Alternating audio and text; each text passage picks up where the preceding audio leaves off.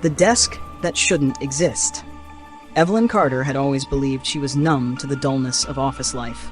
The pale flicker of fluorescent lights, the constant clatter of keyboards, the lingering smell of stale morning coffee. These were all familiar parts of her daily routine at Arkenfield Finance.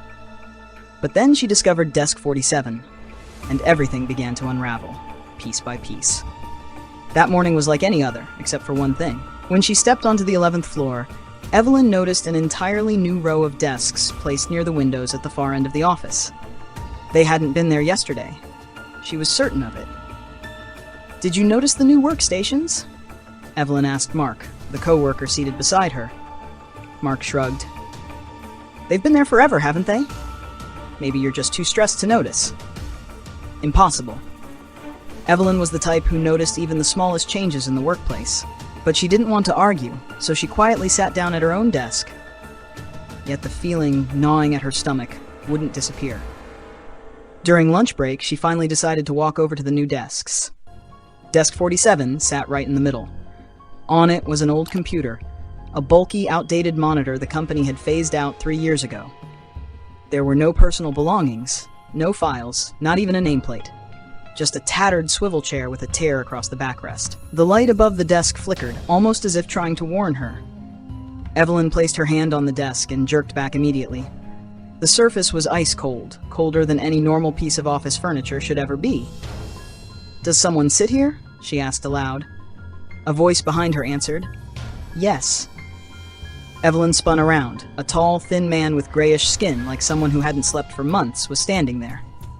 His wrinkled white shirt and overly long tie made him look strangely out of place. His expression was blank. "I'm Harold," he said. "I work at Desk 47. Evelyn forced a polite smile. "Sorry, I've never seen you before. Did you start today?" Harold blinked slowly, heavily. "No, I've worked here for a long time. It's just, no one remembers me." The words sent a chill across Evelyn's back. That afternoon, she returned to her station, but her thoughts were elsewhere. When she asked a few coworkers if they knew Harold, all of them reacted the same way. None of them had ever heard of him.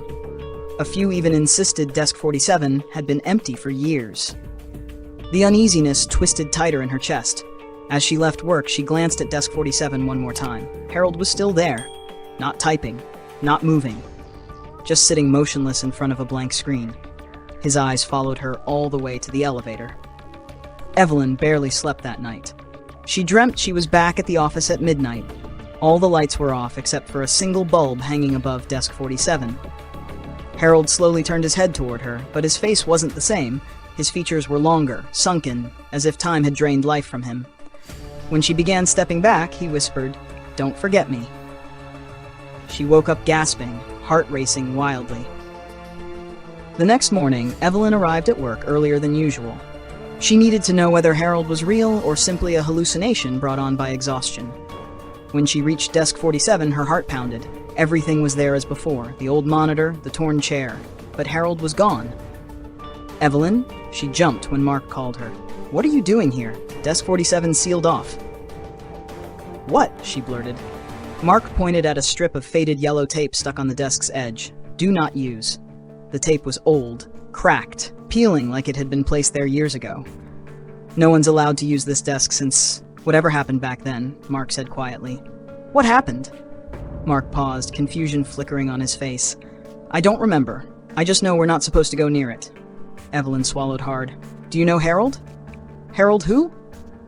"Harold who works here, at this desk." Mark gave her a worried look.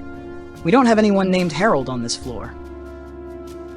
All day long, she felt Harold's presence like a shadow behind her.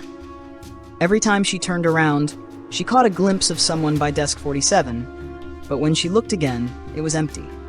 The flickering bulb above it pulsed irregularly, though no airflow or movement could explain it. By the end of the day, when most employees had already left, Evelyn made the mistake she knew she shouldn't make. She approached Desk 47 again. She pulled the chair out and sat down. The chair groaned under her weight. The monitor, previously pitch black, flickered on by itself. She hadn't touched a thing. A single window popped up on the screen. Inbox, Harold W. Hale. Hundreds of unread emails, all with the same subject line, "Please don't forget me." Evelyn's fingertips grew numb. A new email appeared instantly in front of her eyes, not addressed to Harold, but from Harold. "Evelyn, don't leave." She shot up from the chair, knocking it over. Her pulse hammered in her ears. "Evelyn." The voice came from directly behind her. She turned. Harold stood there. His face was deathly pale. His eyes, deep, hollow sockets.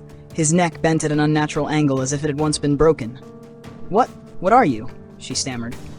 "I work here," Harold said. "I've worked here for so long, but they forgot me, one by one. When no one remembers you anymore, you disappear." He stepped closer. The floor seemed to groan under his dragging feet. "But now there's you," Harold said. "You saw me. What do you want from me?" Evelyn whispered. "Just one person to remember." His voice trembled like wind scraping across rusted metal. "I don't want to fade again." Evelyn backed away, but Harold kept advancing, his bony hand reaching out. "Sit down," he murmured.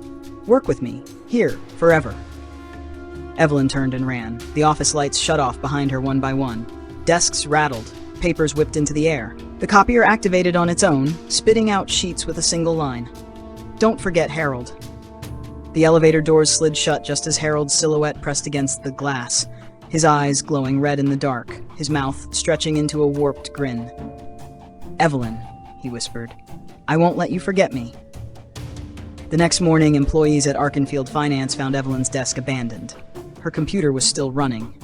Her chair was still warm. But no one knew where she had gone. Mark looked toward the far end of the office, where desk 47 sat. The light above it flickered faintly, and on that old, battered workstation, there were now 2 chairs.